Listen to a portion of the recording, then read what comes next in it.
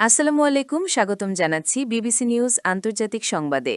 শুরুতেই সংবাদ শিরোনাম, এরপর বিস্তারিত। খামেনি নিহতের পর আলোচনার কেন্দ্রে নাতি খোমেনি, কি তার পরিচয়? ইউরোপে গ্যাসের দাম ছাড়ালো $700। মধ্যপ্রাচ্যে উত্তেজনায় রাশিয়ার পোয়াবারও। ইরান ইস্যুতে মোদিকে অবস্থান স্পষ্ট করতে বললেন রাহুল গান্ধী। দর্শক, এতক্ষণ শুনছিলেন সংবাদ শিরোনাম। এখন বিস্তারিত। আপনি যদি ইসরায়েলের ধ্বংস চান এবং মুসলিমদের পাশে থাকেন, তাহলে ভিডিওতে লাইক করে চ্যানেলটি অবশ্যই সাবস্ক্রাইব করে দিবেন এবং আপনার মূল্যবান মতামত অবশ্যই কমেন্টে লিখে জানিয়ে দিবেন। এখন বিস্তারিত। খামেনি নিহতের পর আলোচনার কেন্দ্রে নাতি খোমেনি, কি তার পরিচয়? ইরানের ইসলামী প্রজাতন্ত্রের প্রতিষ্ঠাতা আয়াতুল্লাহ আলী খামেনির শাহাদাতের পর তার এক নাতি এখন আলোচনায় গুরুত্বপূর্ণ হয়ে উঠেছেন। ৮৬ বছর বয়সী খামেনি যুক্তরাষ্ট্র ইসরায়েলি হামলায় নিহত হওয়ার পর পরবর্তী সর্বোচ্চ নেতা কে হবেন, এই বহুদিনের অমীমাংসিত প্রশ্নটি আরও একবার উঠে এসেছে। খামেনির বয়সজনিত কারণে এ প্রসঙ্গে দীর্ঘদিন ধরেই জল্পনা থাকলেও কোনো স্পষ্টতা ছিল না। ৫৩ বছর বয়সী হাসান খোমেনি নিহত খামেনির ১৫ জন নাতিনাতনির মধ্যে সবচেয়ে সুপরিচিত। ইরানের ধর্মীয় কাঠামোর ভেতরে তাকে তুলনামূলকভাবে মধ্যপন্থী হিসেবে দেখা হয়। সাবেক প্রেসিডেন্ট মোহাম্মদ খাতামি ও হাসান রুহানি সহ সংস্কারপন্থীদের সঙ্গে তার ঘনিষ্ঠ সম্পর্ক রয়েছে। তারা ক্ষমতায় থাকাকালে পশ্চিমাদের সঙ্গে সম্পৃক্ততার নীতি অনুসরণ করেছিলেন।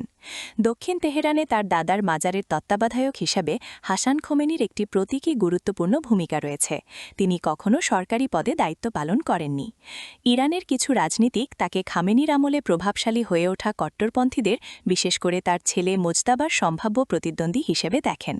জানুয়ারিতে ইরান জুড়ে ছড়িয়ে পড়া অস্থিরতার পর ইসলামী প্রজাতন্ত্রকে টিকিয়ে রাখতে মধ্যপন্থী উত্তরসূরি আনার পক্ষে কিছু মহলে সমর্থন জোরদার হয়। ১৯৭৯ সালে শাহ শাসনের পতনের পর প্রতিষ্ঠিত ইসলামী প্রজাতন্ত্রের প্রতি অনুগত থাকলেও হাসান খোমেনি সংস্কারের পক্ষে কথা বলেছেন এবং মাঝে মাঝে কর্তৃপক্ষের সমালোচনাও করেছেন। ২০২১ সালে তিনি গার্ডিয়ান কাউন্সিলের সমালোচনা করেন, যারা প্রেসিডেন্ট প্রার্থীদের যাচাই বাছাই করে, কারণ তারা সংস্কারপন্থীদের নির্বাচনে অংশ নিতে বাধা দেয়। এর ফলে কট্টরপন্থী ইব্রাহিম রাইসি বিজয়ী হন। রাইসি ২০২৪ সালে হেলিকপ্টার দুর্ঘটনায় মারা যান। তখন খোমেনি বলেছিলেন, আপনি আমার জন্য কাউকে বেছে দিয়ে আমাকে বলতে পারেন না যে তাকে ভোট দিতে হবে। ২০২২ সালে নীতি পুলিশ হেফাজতে থাকা অবস্থায় ২২ বছর বয়সী মাহসা আমিনীর মৃত্যুর পরও খোমেনি জবাবদিহি দাবি করেন। এ ঘটনায় দেশব্যাপী বিক্ষোভ ছড়িয়ে পড়ে। তিনি বলেন, নির্দেশনা ও শিক্ষার অজুহাতে এই তরুণীর সঙ্গে কী ঘটেছে তা স্বচ্ছ ও নির্ভুলভাবে জানাতে হবে। তবে ব্যবস্থার প্রতি তার আনুগত্যের প্রতিফলন হিসেবে তিনি খামেনি বিরোধী স্লোগান দেওয়া বিক্ষোভকারীদেরও সমালোচনা করেন। ডিসেম্বর ও জানুয়ারিতে ১৯৭৯ সালের বিপ্লবের পর সবচেয়ে প্রাণঘাতী অস্থিরতার সময় তিনি প্রতিষ্ঠানের পক্ষে অবস্থান নেন। তিনি কিছু বিক্ষোভকারীকে ইসরায়েলের হয়ে কাজ করার অভিযোগ করেন, সরকারপন্থী মিছিলে অংশ নেন এবং কিছু সহিংসতাকে ইসলামিক স্টেটের কর্মকাণ্ডের সঙ্গে তুলনা করেন। শোকবার্তায় খোমেনি বলেন, খামেনি চিরকাল ইরানের জনগণ ও মুসলমানদের নায়ক হিসেবে স্মরণীয় থাকবেন। ইরানের মহৎ জনগণ এই ঘটনাকে অতিক্রম করে আবারও ইমামের পথেই চলবে। প্রগতিশীল ধর্মতাত্ত্বক ২০১৫ সালে রয়টার্সকে দেওয়া এক সাক্ষাৎকারে তার ঘনিষ্ঠ এক বন্ধু তাকে প্রগতিশীল ধর্মতাত্ত্বক হিসেবে বর্ণনা করেন, বিশেষ করে সঙ্গীত, নারীর অধিকার ও সামাজিক স্বাধীনতার প্রশ্নে। তিনি সামাজিক যোগাযোগ মাধ্যমে সক্রিয় এবং ইসলামী চিন্তার পাশাপাশি পাশ্চাত্য দর্শনেও আগ্রহী। তার স্ত্রী সাইয়েদা ফাতিমা একজন আয়াতুল্লাহর কন্যা। তাদের ৪ সন্তান রয়েছে। ২০১২ সালে কিছু সংস্কারপন্থী তাকে প্রেসিডেন্ট নির্বাচনে অংশ নিতে উৎসাহিত করলেও তিনি রাজি হননি। রুহানি সরকারের ২০১৫ সালের পরমাণু চুক্তিকে তিনি সমর্থন করেছিলেন, যা নিষেধাজ্ঞা শিথিলের বিনিময়ে পরমাণু কর্মসূচিতে সীমাবদ্ধতা আরোপ করেছিল, যতক্ষণ না ২০১৮ সালে মার্কিন প্রেসিডেন্ট ডোনাল্ড ট্রাম্প তা বাতিল করেন। নিষেধাজ্ঞার কারণে ইরানিদের অর্থনৈতিক দুর্ভোগ নিয়ে তিনি প্রকাশ্যে কথা বলেছেন। এক দশক আগে তিনি এক্সপার্টস অ্যাসেম্বলির নির্বাচনে অংশ নিতে চেয়েছিলেন। এই সংস্থায় সর্বোচ্চ নেতা নির্বাচন করে। প্রথমে খামেনির কাছ থেকে মৌখিক সমর্থন পেলেও পরে গার্ডিয়ান কাউন্সিল তার প্রার্থিতা বাতিল করে। আনুষ্ঠানিকভাবে তার ধর্মীয় যোগ্যতাকে কারণ দেখানো হয়। তিনি হুজ্জাতুল ইসলাম পদমর্যাদার অধিকারী, যা আয়াতুল্লাহর এক ধাপ নিচে। তবে অনেকে মনে করেন সংস্কারপন্থীদের সম্ভাব্য চ্যালেঞ্জ ঠেকাতেই এই সিদ্ধান্ত নেওয়া হয়। ২০০৮ সালে এক সাক্ষাৎকারে তিনি বলেন, তার দাদার আদর্শের প্রতি অনুগত হতে হলে সামরিক বাহিনীকে রাজনীতি থেকে দূরে থাকতে হবে, যা ইসলামিক রেভলিউশনারি গার্ড কর্পাসের আইআরজিসির প্রতি পরোক্ষ সমালোচনা হিসেবে দেখা হয়। তবে এই বিপ্লব রক্ষাকারী বাহিনীর সঙ্গে তার ঘনিষ্ঠ সম্পর্কও রয়েছে। গত বছর ইসরায়েল ইরান 12 দিনের বিমানযুদ্ধের সময় খোমেনি খামেনিকে চিঠি লিখে তার নেতৃত্বের প্রশংসা করেন এবং বলেন ইরানি ক্ষেপণাস্ত্র ইসরায়েলের জন্য দুঃস্বপ্নে পরিণত হয়েছে এবং ইরানি জাতির জন্য গর্বের বিষয়। খোমেনি ইসরায়েলকে অশুভ জায়নিবাদী শাসন ও পশ্চিমা সমর্থিত ক্যান্সার সদৃশ টিউমার হিসেবে উল্লেখ করেছেন এবং জায়নিবাদের মোকাবিলায় মুসলিম বিশ্বকে শক্তিশালী হওয়ার আহ্বান জানিয়েছেন। খোমেনি আরবি ও ইংরেজিতে সাবলীল। 21 বছর বয়স পর্যন্ত তিনি ফুটবলে আগ্রহী ছিলেন। পরে তার দাদা তাকে কুম শহরে গিয়ে ইসলামী ধর্মতত্ত্ব অধ্যয়নের নির্দেশ দেন। ইউরোপে গ্যাসের দাম ছাড়ালো $700। ইসরায়েল ও যুক্তরাষ্ট্র যৌথভাবে ইরানে হামলার করার পর মধ্যপ্রাচ্য জুড়ে সংঘাত ছড়িয়ে পড়েছে। বিশ্বের জ্বালানি করিডোর খ্যাত হরমুজ প্রণালী বন্ধ করে দিয়েছে ইসলামী প্রজাতন্ত্রের রেভলিউশনারি গার্ড কর্পস আইআরজিসি। এতে হু করে বাড়ছে জ্বালানির মূল্য। ইউরোপের বাজারে গ্যাসের দাম 30% বৃদ্ধির খবর পাওয়া গেছে। লন্ডন আইসিইর তথ্য অনুযায়ী হরমুজ প্রণালী অবরোধের বিষয়ে আইআরজিসির বিবৃতি প্রকাশের পর 2023 সালের জানুয়ারির পর এই প্রথম ইউরোপীয় এক্সচেঞ্জে গ্যাসের দাম প্রতি 1000 ঘনমিটারে $700 ছাড়িয়ে গেছে।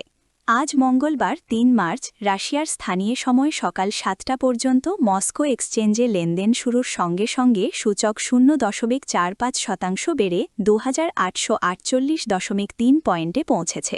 গ্যাস লন্ডন আইসিইর তথ্য অনুযায়ী 2023 সালের জানুয়ারির পর প্রথমবারের মতো ইউরোপের এক্সচেঞ্জে গ্যাসের দাম প্রতি 1000 ঘনমিটারে $700 অতিক্রম করেছে। নেদারল্যান্ডসের টিটিএফ হাবে এপ্রিলের আসন্ন চুক্তির মূল্য প্রতি 1000 ঘনমিটারে প্রায় $711 পৌঁছেছে। দিনের শুরু থেকে দাম বৃদ্ধির হার 30% ছাড়িয়ে গেছে। তেল রাশিয়ার ডিরেক্ট ইনভেস্টমেন্ট ফান্ডের আরডিআইএফের প্রধান নির্বাহী কিরিল দিমিত্রিভ মনে করেন প্রাকৃতিক গ্যাসের দাম দ্বিগুণ হতে পারে এবং তেলের দাম প্রতি ব্যারেলে $100 ছাড়িয়ে যেতে পারে। মধ্যপ্রাচ্যে উত্তেজনায় রাশিয়ার পোয়াবারও। ইসরায়েল ও যুক্তরাষ্ট্র যৌথভাবে ইরানে হামলার পর মধ্যপ্রাচ্য জুড়ে সংঘাত ছড়িয়ে পড়েছে। আঘাত পাল্টা আঘাত হচ্ছে ইরান, ইসরায়েল ও উপসাগরীয় দেশগুলোতে। পারস্য উপসাগর থেকে বিশ্বের 1/4 জ্বালানি সরবরাহ করা হয়, আর আরব দেশগুলো থেকে তেল ও গ্যাস বিশ্ববাজারে প্রবেশ করে ইরান নিয়ন্ত্রিত সরু পানিপথ হরমুজ প্রণালী দিয়ে। এই জ্বালানি করিডোর খ্যাত বন্ধ করে দিয়েছে ইসলামী প্রজাতন্ত্রের রেভলিউশনারি গার্ড কর্পস আইআরজিসি। এতে হু করে বাড়ছে জ্বালানির মূল্য। ইউরোপের বাজারে গ্যাসের দাম 30% বৃদ্ধির খবর পাওয়া গেছে। তবে এতে একটি রাষ্ট্রের কপাল খুলে গেছে। রুশ অর্থনীতিতে প্রভাব। রুশ বার্তা সংস্থা তাসের একটি প্রতিবেদন অনুযায়ী মঙ্গলবার 3 মার্চ স্টক মার্কেটে লেনদেন শুরুর সঙ্গে সঙ্গে রাশিয়ার শেয়ার বাজার ঊর্ধ্বমুখী হয়েছে। তেল ও গ্যাসের দাম হু করে বাড়ছে, যার উল্লেখযোগ্য অংশের সরবরাহকারী রাশিয়া। ইরান ইস্যুতে মোদিকে অবস্থান স্পষ্ট করতে বললেন রাহুল গান্ধী। মধ্যপ্রাচ্যে যুক্তরাষ্ট্র, ইসরায়েল ও ইরানের মধ্যে বাড়তে থাকা সংঘাত ঘিরে আন্তর্জাতিক মহলে উদ্বেগ বাড়ছে। টানা হামলা পাল্টা হামলায় অস্থির হয়ে উঠেছে পুরো অঞ্চল। এই পরিস্থিতিতে কোটি কোটি মানুষ অনিশ্চয়তার মুখে পড়েছেন। এর মধ্যে প্রায় 1 কোটি ভারতীয় নাগরিকও রয়েছেন বলে জানা গেছে। এমন পরিস্থিতিতে ভারতের স্পষ্ট অবস্থান চেয়ে সরব হয়েছেন কংগ্রেস নেতা রাহুল গান্ধী। তিনি বলেছেন, নিরাপত্তা উদ্বেগ বাস্তব হলেও কোনো দেশের সার্বভৌমত্ব লঙ্ঘন করে হামলা পরিস্থিতিকে আরও জটিল করে তোলে। একতরফা সামরিক আক্রমণ যেমন নিন্দনীয়, তেমন পাল্টা হামলাও সংঘাতকে আরও বিস্তৃত করে। রাহুল গান্ধী বলেন, সহিংসতা কেবল সহিংসতাকেই জন্ম দেয়। সংলাপ ও সংযমেই শান্তির একমাত্র পথ। তিনি মনে করেন, আন্তর্জাতিক আইন ও মানব জীবনের প্রশ্নে ভারতের নৈতিক অবস্থান পরিষ্কার হওয়া উচিত। ভারতের পররাষ্ট্রনীতি ঐতিহ্যগতভাবে সার্বভৌমত্বের প্রতি সম্মান এবং শান্তিপূর্ণ সমাধানের পক্ষে। বর্তমান সংকটেও সেই ধারাবাহিকতা বজায় রাখা প্রয়োজন। তিনি প্রধানমন্ত্রী নরেন্দ্র মোদীকে প্রকাশ্যে অবস্থান স্পষ্ট করার আহ্বান জানান। কোনো রাষ্ট্রপ্রধানকে হত্যা করে বিশ্ব ব্যবস্থাকে সংজ্ঞায়িত করার প্রচেষ্টা সমর্থন করা যায় কিনা সে বিষয়ে ভারতের অবস্থান জানানো দরকার বলেও মন্তব্য করেন তিনি। তার মতে, এই সময়ে নীরবতা ভারতের আন্তর্জাতিক মর্যাদাকে ক্ষুণ্ণ করতে পারে। মধ্যপ্রাচ্যের চলমান সংঘাত ইতিমধ্যেই বৈশ্বিক অর্থনীতি, জ্বালানি বাজার ও কূটনীতিক সম্পর্কের ওপর প্রভাব ফেলতে শুরু করেছে। সংশ্লিষ্ট অঞ্চলে বসবাসকারী ভারতীয়দের নিরাপত্তা নিয়েও উদ্বেগ বাড়ছে। এমন বাস্তবতায় ভারতের পক্ষ থেকে স্পষ্ট ও নৈতিক অবস্থান প্রত্যাশিত বলেই মনে করছেন পর্যবেক্ষকরা।